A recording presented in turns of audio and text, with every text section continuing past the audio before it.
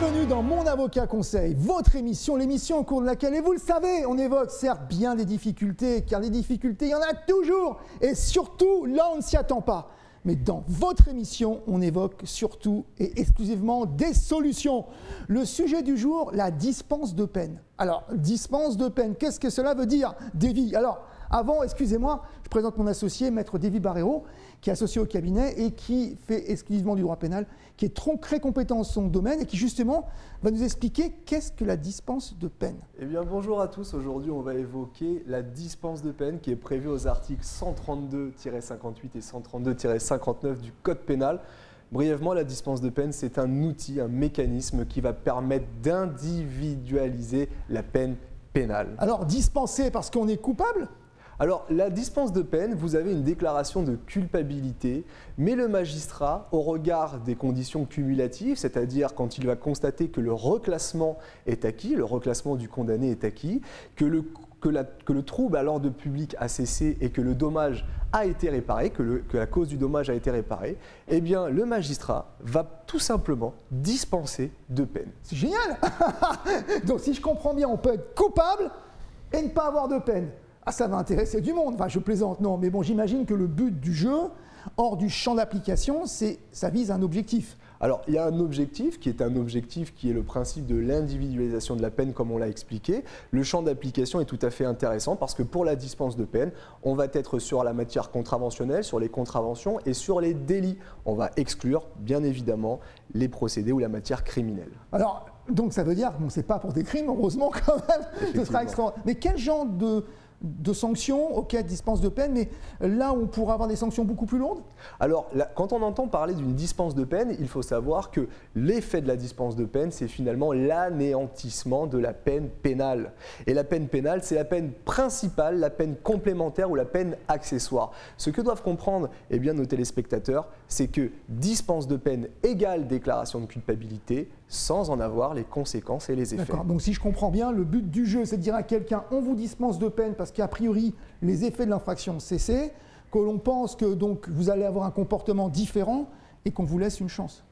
Exactement. C'est un principe, comme je le dis, de personnalisation, d'individualisation de la peine. Alors c'est un pouvoir discrétionnaire qui est donné au magistrat, c'est-à-dire qu'il n'a pas l'obligation, d'une certaine manière, de le prononcer ou de le dire automatiquement.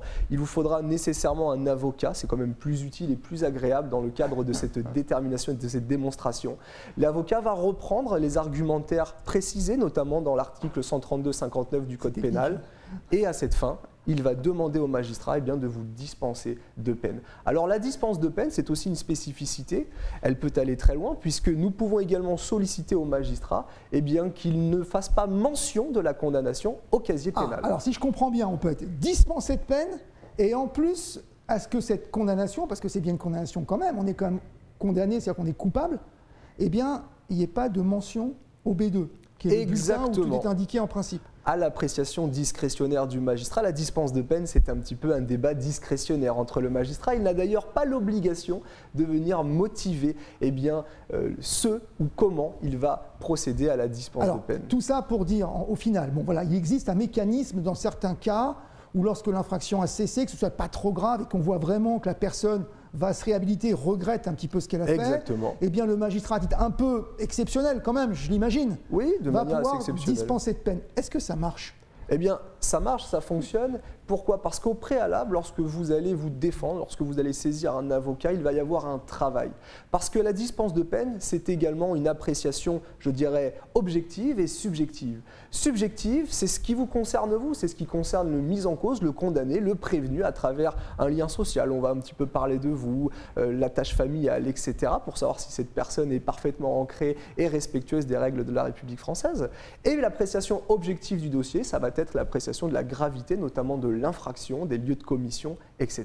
Écoutez, Davy, c'est très technique, très complet. Je pense être d'accord avec moi et avec nous, vous avez compris un petit peu que ça existe. Alors, il y a des conditions, mais le but du jeu, c'est pas de commettre d'infraction, mais c'est de savoir quand même que dans des cas où peut-être quelqu'un fait une erreur qui n'est pas trop grave, que les choses sont réparées, eh bien, il peut être dispensé de peine. Un dernier mot, David? Un dernier mot, la dispense de peine, eh bien, malheureusement, ne s'étend pas aux frais du procès. C'est-à-dire que la déclaration de culpabilité amènera en conséquence, bien évidemment, le paiement des droits fixes de procédure. Il y a toutes les conséquences à chaque chose. Merci, Maître Barrero. Merci. Ainsi s'achève votre émission, l'émission dans laquelle on évoque, bien entendu, des difficultés, car des difficultés, il y en a toujours, et surtout là, on ne s'y attend pas.